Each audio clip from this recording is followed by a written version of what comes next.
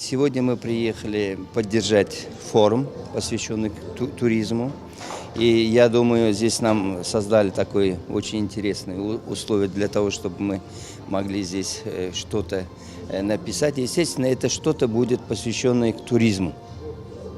Это будет, видимо, должна быть картина, которая способствовала бы дальнейшему развитию туризма в Казахстане, вообще в Центральной Азии, я думаю.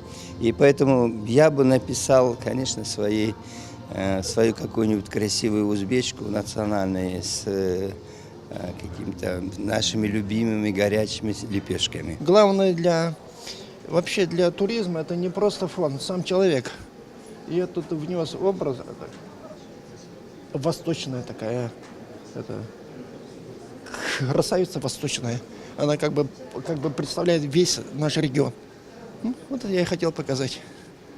Вот вы пришли, увидели типаж и Да. понравилось, да? Да, типаж. Потому что без типажа нету ни картины, нет ни образа страны. Если смотреть, например, мы всюду видим типаж. Если смотреть, я недавно в августе месяце был в Испании, там типаж другой. Там смуглое, темное и татуированное все.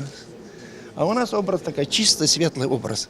Вот этот образ такой светлый, радостный, чистый я хотел сделать.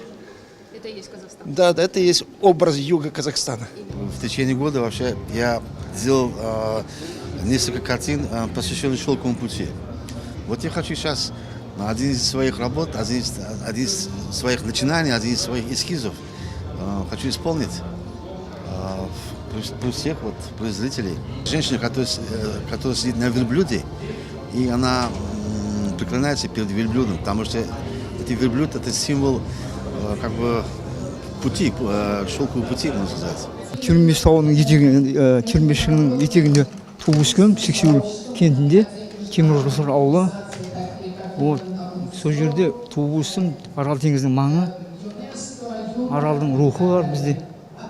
Арал өсті де біз өшпейміз, конечно.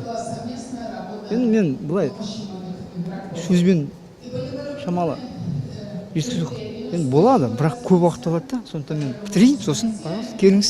Сегодня решил этот весенний пейзаж. Ну, пишу сейчас акриловой краской. Обычно я пишу масляной краской.